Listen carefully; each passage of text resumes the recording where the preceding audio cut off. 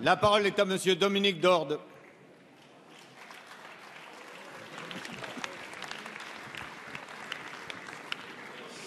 Monsieur le Premier ministre, vos amis frondeurs, ici présents, n'ont pas que des défauts. Au fond, ils sont simplement restés fidèles.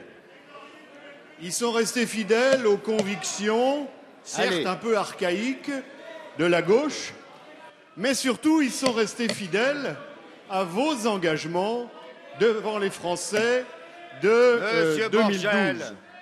Alors je sais bien que vous-même, comme un certain nombre de vos amis, vous considérez, sans leur dire trop, que leurs convictions, elles sont totalement dépassées, d'un autre âge, et qu'elles conduiront le pays dans le mur. Leroux, s'il vous plaît. Mais il faut quand même reconnaître que quand c'était le moment de le dire, c'est-à-dire quand vous avez pris des engagements devant les Français, on ne vous a pas entendu le dire très fort.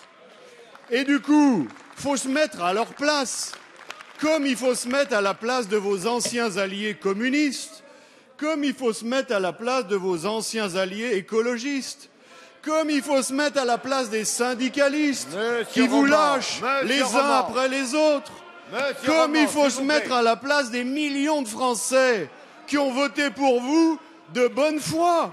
Eux, ils veulent y croire encore. Et on ne voit pas pourquoi il lâcherait ses convictions et ses promesses. D'autant que, vous le savez, Monsieur le Premier ministre, s'il n'y avait pas eu ces promesses mensongères, vous n'auriez pas gagné les élections de 2012. Et donc, au fond, les frondeurs, c'est simplement votre mémoire et votre mauvaise conscience. Cela dit, ça nous pose quand même un problème politique, puisqu'aujourd'hui, avec eux, vous n'avez plus de majorité. Monsieur le Premier ministre, il faut donc en tirer les conséquences. Quand reviendrez-vous devant les Français avec un programme de vérité? Merci. La parole est à Monsieur le ministre Michel Sapin. Merci, Monsieur le Président. Mesdames, Messieurs les députés. Monsieur le député Dorde, je pense qu'aucun député socialiste n'a besoin de vous pour parler à sa place.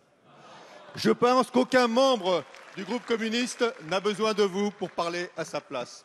Je pense surtout qu'aucun syndicaliste n'a besoin de vous pour parler à sa place, vous qui les avez fait siffler dans tous les meetings de la fin de campagne du précédent président de la République.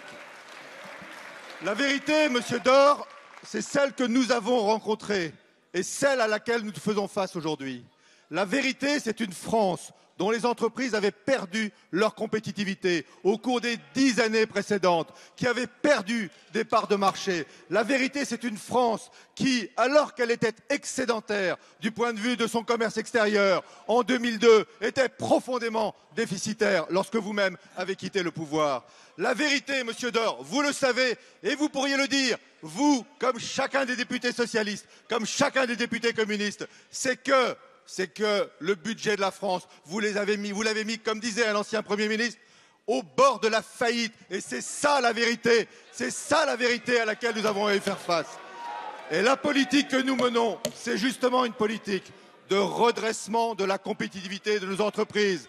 Est-ce besoin de vous rappeler ce qui a été voté par une majorité de cette Assemblée avec la loi de finances rectificative, avec la loi de financement rectificative de la sécurité sociale, pour apporter aux entreprises des capacités d'investissement et d'emploi? Dois-je vous rappeler les mesures de pouvoir d'achat pour les plus modestes des Français que vous avez refusé de voter, mais que la majorité a voté? Dois-je vous rappeler l'effort énorme que nous faisons pour rétablir progressivement les finances de la France? La vérité, c'est celle-là, et la politique de vérité, c'est celle que nous menons. Merci, Monsieur le ministre.